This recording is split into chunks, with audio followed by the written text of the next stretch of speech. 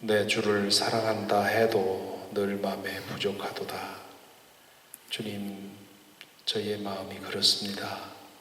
주님을 예배하지만, 정성을 다해 예배한다 하지만 주님, 저희의 마음에 충족하지 못합니다.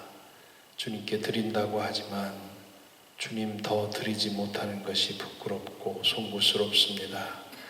주님을 사랑한다 하지만 그러나 우리의 마음이 더 미치지 못하는 것이 답답하고 또한 죄송합니다.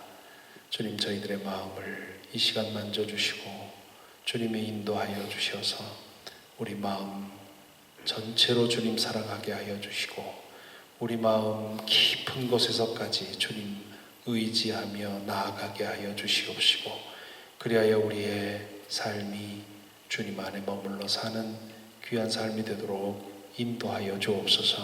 오늘도 말씀, 기도, 찬양을 통해 주님 먼저 영광 받아 주시옵시고 주님을 향한 저희의 사랑이 더욱 불붙을 수 있도록 인도하여 주옵소서. 예수 그리스도의 이름으로 기도하옵나이다. 아멘. 네, 오늘 우리 성경 일독은 욥기 8장부터 10장까지 석장인데요. 욥기 8장부터 9장, 10장, 석장인데 시간이 충분치 않으니까 빌닷의 이야기는 건너뛰겠습니다. 8장은 건너뛰고 그 친구들이 하는 얘기는 조금씩 다르지만 그러나 전체적으로는 같은 얘기가 반복이 된다고 보면 되고요. 거기에 대해서 빌닷이 하는 말은 뭐 여전히 똑같이 내가 죄가 있으니까 그 지금 고난 받는 거지 괜히 받겠느냐 하는 그런 논리를 펴고 있는데 거기에 대해서 욥이 대답한 9장과 10장을 읽도록 하겠습니다. 한 3년 전에 세상을 폐암으로 세상을 떠난 제 선배 교수님이 있습니다. 저와 같은 학교에서 가르치다가 감리교 신학대학으로 옮겨가신 분인데 그분이 이제 환갑쯤 돼서 저보다 한 3살, 4살 위 되시는 분인데 그 폐암을 발견되고 한 1년여 투병하다가 세상을 떠나셨어요. 그 폐암이 컨트롤이 안 된 이유 중에 하나가 이제 그분이 아주 어릴 때부터 그 당뇨를 알아왔기 때문에 이 폐암에 대한 그런 치료를 충분히 할 수 없고 자꾸 이제 그 합병증이 생기고 하는 바람에 결국 극복을 못 하셨는데 그분이 그 상담학, 심리학 교수였습니다. 목회 상담학, 목회 심리학 이런 가르치셔서 그 투병하는 기간에 당신의 그 페이스북에 쭉 글을 올리셨어요. 그리고 이제 나중에 세상을 떠난 후에 부인께서 그 글을 모아서 욥을 위한 변명이라는 그런 책을 이제 책으로 이제 나오게 됐는데 이 욥기를 읽으면서 어제 잠시 그 책을 다시 이제 훑어 보게 되었습니다. 그분이 이제 항암 치료를 본격적으로 시작하면서 어떤 성경을 읽을까 생각을 했더니 이제 처음 떠오르는 것이 시편이었고 또 그 다음에는 이사야서, 특별히 40장부터 있는 그 소망의 메시지를 담고 있는 이사야서를 읽어야 되겠다 그런 생각을 했다는 거예요. 그러면서 또 한편으로는 욥기가 생각이 났는데 이상하게도 욥기가 손에 가지 않더라는 겁니다. 왜 그랬는지 자기도 알 수가 없는데 그 욥기가 내가 지금 이 시기에 욥기를 읽는 것이 하루하루 지내면서 필요하겠다 생각을 했는데 손에 안 잡히는데 어느 날 우연히 아들 방에 들어갔는데 아들의 책상에 성경이 있는데 욥기가 펼쳐져 있더래요. 그걸 보고 얼마나 울었는지 모른다는 거죠.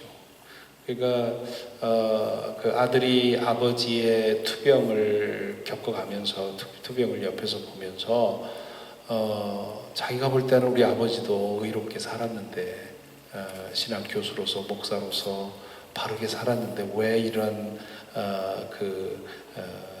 재난을 아픔을 당해야 하나 하는 그런 자기 나름대로의 그런 그 문제가 있었는지 욥기를 펴놓고 읽는 것을 보고는 너무 가슴이 아팠다.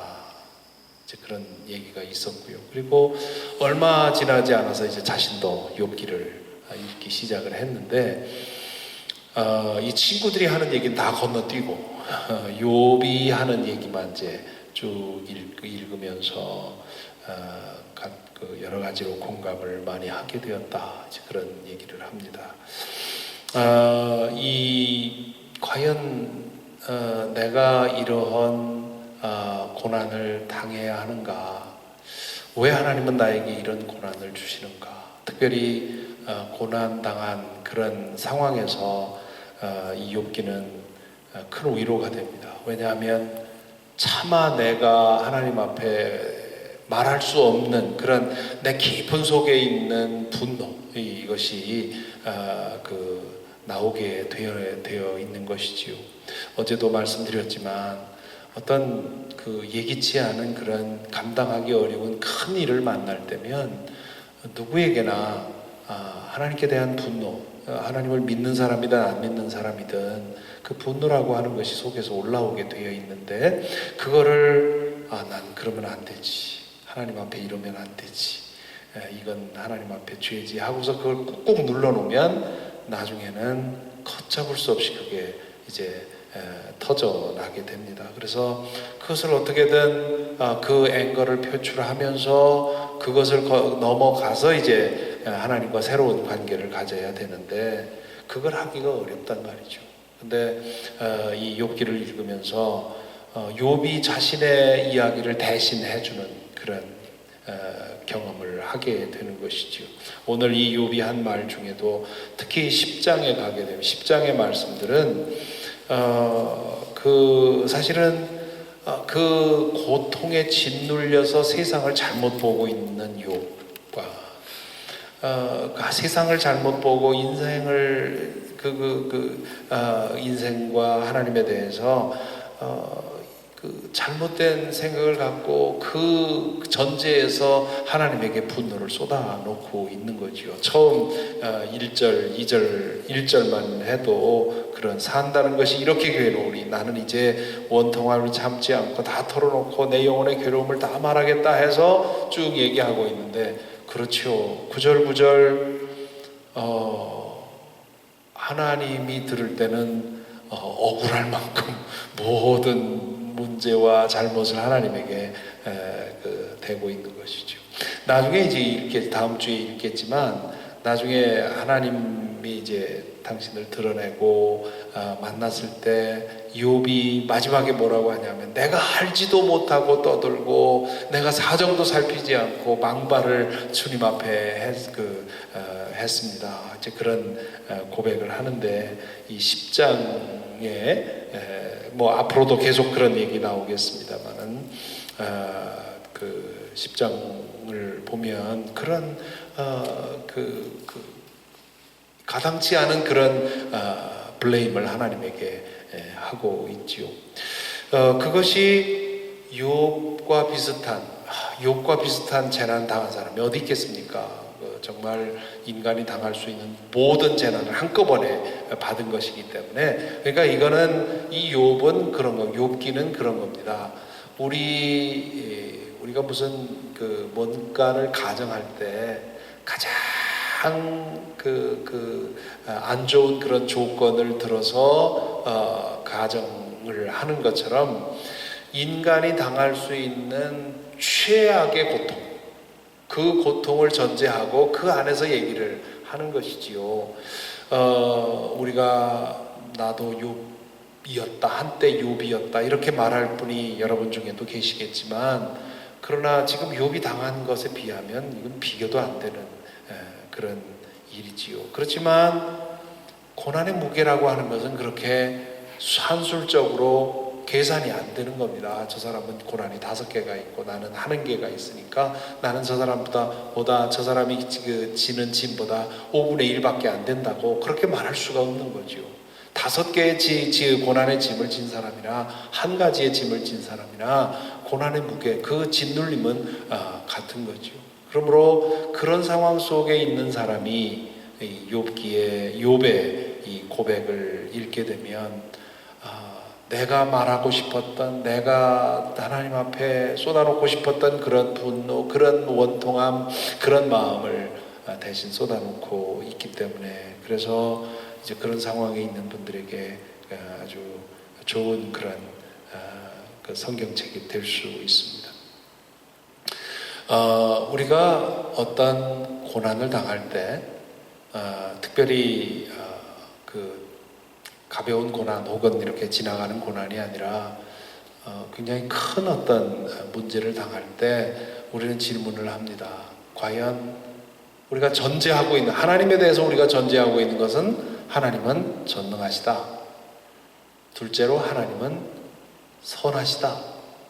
셋째로 하나님은 우리에게 그 관심을 갖고 계시고 우리를 돌보신다. 이 3가지 전제를 갖고 우리는 하나님을 믿는다고요. 그런데 이런 큰 어떤 사건을 만나게 되면 이 전제들 중에 어느 하나인가가 혹은 2개가 부정되지 않으면 이게 설명이 안 되는 거죠. 엊그제도 프랑스의 노르망디에서 어느 성당에서 노 신부가 그 미사를 집전하는데 테러리스트들이 들어와가지고 그 강단, 제단에서 미사 드리고 있는 그 노인 신부를 목졸라서 죽이지 않았습니까? 이런 사건들을 두고 볼 때 과연 하나님이 우리 가운데 역사하시느냐? 하나님이 전능하시다는 게 그게 말이 되느냐? 그리고 정말 하나님은 사랑이시냐? 어떻게 예배 미사를 드리고 있는 그 순간에 가장 거룩한 제단에서 그렇게 무참하게 죽음을 당하게 내버려 두느냐? 이런 질문을 하게 되는 것이지요. 그래서 그러한 현상을 보게 되면 우리 9장에 보십시오. 9장 22절, 이 욥의 잠정적인 결론 중에 하나가 이겁니다. 22절에 보면 나에게는 모든 것이 한 가지로만 여겨진다. 그러므로 나는 그분께서는 흠이 없는 사람이나 악한 사람이나 다 한 가지로 심판하신다 하고 말할 수밖에는 없다. 지금 내가 이거 경험해 보니까 내 자신의 이 문제를 놓고서도 말할 수밖에 없는 것은 그분에겐 관심이 없구나. 전능할진 몰라도 사랑하는 분은 아니구나. 전능하실지는 몰라도 우리의 삶에 관심이 없구나. 앞에서도 그런 얘기하죠. 하나님이 도대체 내가 범한 죄가 하나님한테 도대체 무슨 문제가, 무슨 의미가 있다고 나를 이렇게, 내가 지은 죄가 아무리 크든 큰들 온 우주의 창조자이신 하나님에게 그게 무슨 의미가 있다고, 뭐 그렇게 잘못했다고 나를 이렇게까지 고통 줍니까? 그러니까 그 전에 하나님은 선한 사람에게는 복을 주시고 죄를 지은 사람에게는 응보를 마땅한 벌을 주신다, 이렇게 믿었는데 그 공식에 의하면 도무지 자신의 상황이 설명이 안 되는 거죠. 그러니까 이 하나님한테는 의롭게 살아도 별 상관없고, 그러니까 뒤집어서 말하면 악하게 살아도 별 상관없고, 세상 보니까 선하게 산다고 하는 사람들이 오히려 더 어려우고 고통받는 것 같고, 악하게 사는 사람이 오히려 더 잘 되는 것 같고요. 설명할 수 없는 일들이 너무 많잖아요. 그런 상황에서 욥이 이렇게 결론을 지은 거죠. 하나님한테는 관심이 없구나. 하나님은 너무너무 크신 분이어서 인간의 행위가 보이지도 않을 거고, 그리고 인간이 선하게 산다고 해도 악하게 산다고 해도 이게 별 문제가 없는 거구나, 이런 생각을 이런 생각에 빠지게 되는 겁니다. 이렇게 해서 이러한 유혹에 빠지면 많은 사람들이 하나님을 신은 존재하지 않는다 이렇게 생각을 하고요. 헤럴드 쿠시너라고 하는 유대인 랍비가 쓴 When Bad Things Happen to Good People이라고 하는 왜 선한 사람에게 나쁜 일이 일어나는가라는 아주 고전이지요. 지금 한 50년도 넘은 책인데 이런 문제에 대해서 꼭 읽어야 되는 책을 아주 짧은 책이지만 그 랍비의 아들이 이른 나이에 세상을 떠나게 됩니다. 그리고는 과연 하나님이 정말 사랑의 하나님이고 전능의 하나님이냐 하는 그런 문제를 붙들고 씨름하면서 자신이 깨달은 것들을 책으로 냈는데요. 그 책에 보면 욥기에 관한 얘기가 나와요. 그러면서 욥의 이야기를 쭉 결론 내면 설명하면서 마지막 결론은 뭐냐면 하나님은 선하신 분이긴 한 것 같다. 그러나 전능하신 분은 아니다. 전능하신 분이라면 이런 일이 일어날 수가 없다. 하나님도 어쩔 수 없는 일들이 세상에 있는 것 같다. 그렇게 결론을 내게 되지요. 그래서 그 책이 좋은 결론으로서 정답을 준 책으로서 읽히기보다는 그런 많은 질문을 만들어내는 그런 책으로 읽히고 있습니다. 하나님은 과연 전능하시면서도 사랑하시는 분이냐 하는 질문. 우리가 이 세상에서 일어나는 일들을 보면서 왕왕 경험하게 되는 그런 질문이지요. 거기에 대해서 헤럴드 쿠시너처럼 하나님은 전능하시지 않다. 혹은 하나님은 전능하지만 사랑하지는 않으신다. 뭐 이런 식의 결론을 낼 수밖에 없는. 우리 눈에 보이는 것만 보고는 그렇게 말할 수밖에 없지요. 그러나 마지막에 욥이 이 모든 문제를 해결한 것은 하나님을 생각하고 하나님을 추상적으로 알고 있던 그 하나님을 직접 만나고 나서 그가 이 모든 의문과 의혹을 내려놓고 하나님 앞에 다시 고백을 하게 되지요. 내가 알지도 못하고 떠들었다고 하는. 우리가 하나님을 믿고 인생을 살아나갈 때 모든 것에 대해서 정답을 갖고 사는 것이 아닙니다. 기독교 신앙을 정답을 주는 신앙이라고 그렇게 자주들 오해하는데요. 정답을 주는 게 기독교 신앙이 아닙니다.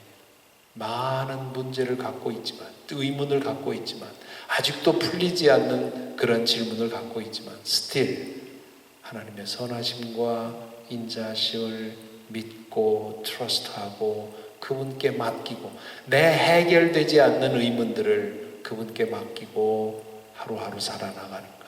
그럴 때 얼굴과 얼굴을 맞대고 그 모든 문제가 해결되는 그런 순간을, 그런 때를 기다리면서 그렇게 살아가는 것입니다.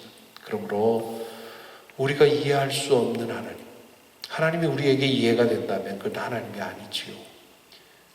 우리가 이해할 수 없는 그 하나님의 섭리를 믿고 때로는 나에게 설명 안 되는 그런 일이 있더라도 그분의 선하심을 믿고 의지하고 나갈 때 그분이 우리의 삶을 인도해 주실 것입니다. 그런 믿음을 갖고 오늘 또 그분의 보이지 않는 손길을 의지하면서 살아가시기 바랍니다. 기도하겠습니다.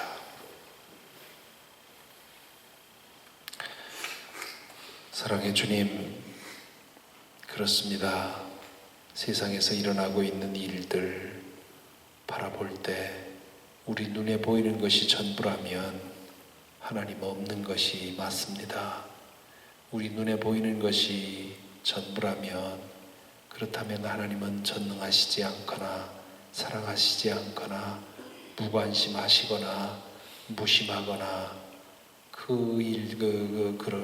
그렇다고 결론 지을 수밖에 없습니다.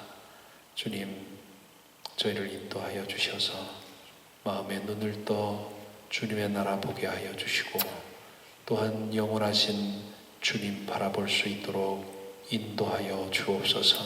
그리하여 우리 눈에 보이는 것이 전부가 아님을 알게 하여 주시고, 또한 이 세상에서 당할 수 있는 그 고난의 한복판에서 세상 죄를 지고 십자가에 달려 돌아가신 주님을 바라볼 수 있도록 인도하여 주시옵소서.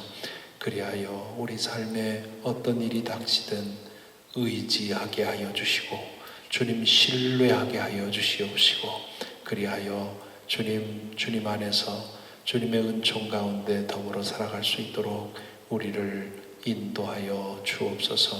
주님, 세상에서 오늘도 참으로 설명할 수 없는 일들이 많이 일어나고 있습니다.